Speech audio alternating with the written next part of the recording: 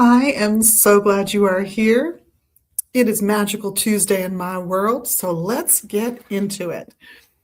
I thought we'd talk about amulets and charms today, little things you can pick up that you can use by imbuing them with energy as a placeholder, as a spot where you can keep some of your own magical power that you can just have radiate to you all day long because you wear it or keep it on you.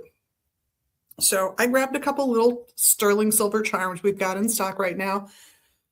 These happen to be out and available. And when I'm looking at, say, a little dish of charms, mixed charms, like I could have grabbed a fairy. I didn't happen to grab that. There's a whole bunch of different styles of charms that are available. I'm going to look at this one, and just the design of the knotwork and the fact that it's in a circle makes me think of a wheel and of moving forward in life. If I feel like I need help propelling myself to the next day or through this day, I'm going to grab this one. But maybe I was more attracted to this one because I'm going to go with my gut. And I'm going to tell you, go with your gut too. No matter what anybody tells you a shape means, you got to think about it on your own, right? So here's this little triangular one. Also Celtic knotwork, lovely. If I am thinking in terms of geometry, maybe that's where I think of like the shape of a triangle. It's about threes. I know that 3 is your first stability. A 3-legged stool will hold you up. So will a 4-legged stool, but a 3-legged stool is the first one where you can just sit on it. Very hard to just sit on a 2-legged stool. That's why we don't have them. Or a 1-legged stool. Now you can prop yourself up on those things, but it's not the same. This is your first sign of stability if you're thinking in geometric terms, or if you're thinking about tarot. This sort of shape to me, if my major reference was tarot, would be I have completed stage 1 of a major project. I got the job. Now I need to show I'm going to fit in the company well.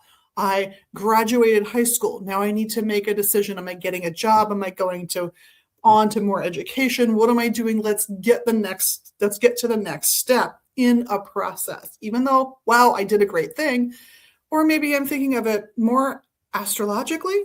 And for my little, I know enough astrology to be dangerous kind of brain, this would represent a trine. And trines are easier. I always think of trines, and I think someone told me this, I don't think this came from my head, about thinking of it like a slide where you get to go from the top out into the world comfortably, as opposed to, say, a square where now you've got all those corners and it's harder. And so in astrology, ease would be a thing I would think of. So depending on what I need and how I think about the symbolism, I'm going to pick a charm that I think is appropriate. At a bare minimum, I'm going to recommend that you take the charm, put it between your hands, breathe deeply, calmly, comfortably, and focus all your attention on putting energy into the charm, having it go through your body, ultimately through your arms and hands and into the charm for whatever the goal is that you're going to use this little thing. And you're going to do that for as long as you can maintain that sort of thought process. If you're great at meditating, you might be sitting there for 20 minutes. If you're not a meditator, you might be sitting there for 3 minutes. That's okay. You know why? Because if you feel like it needs more or you've used it up, do it again the next day or a week later or the next full moon or whenever seems appropriate. You can always recharge these items as you see fit.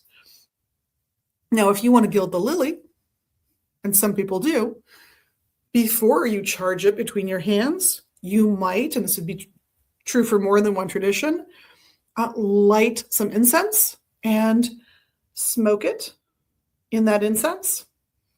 Before doing that, you might combine some salt water and dip it in the salt water to cleanse it. Wipe it off. This is sterling silver. This is going to be pretty tough, but I don't know what yours is made of. Wipe the salt water off. We don't want a corrosive substance left on a metal object, especially if we don't know what it's made of. And then smoke it, and then put it between your hands. Charge it up with that energy of yours. channel the energy of a patron deity or saint if that will help you. And then, and I think this is key, put it on a chain or a cord and wear it. You can wear it under your clothing. Nobody has to see it, but wear it. And whenever you need it, remember it's there. Maybe press it with your hand if it's on a short enough chain and you're in a place where you can do that. If you've got it on a 40-inch chain and you're suddenly digging around in your cleavage, no. But for the rest of us, just every time you need it, hold it. Every time you want to recharge it. And do that in the best way for you. There are so many refinements we could add to this, but I'm over time. So have a wonderful day. Thank you so much on behalf of myself and the rest of the crew at Megas Books in Minneapolis. We look forward to seeing you here in the shop or online at megasbooks.com. And thanks for being your best magical you. And of course, doing the little magical things you can do here. You know what they are. We'll see you soon. Blessed be.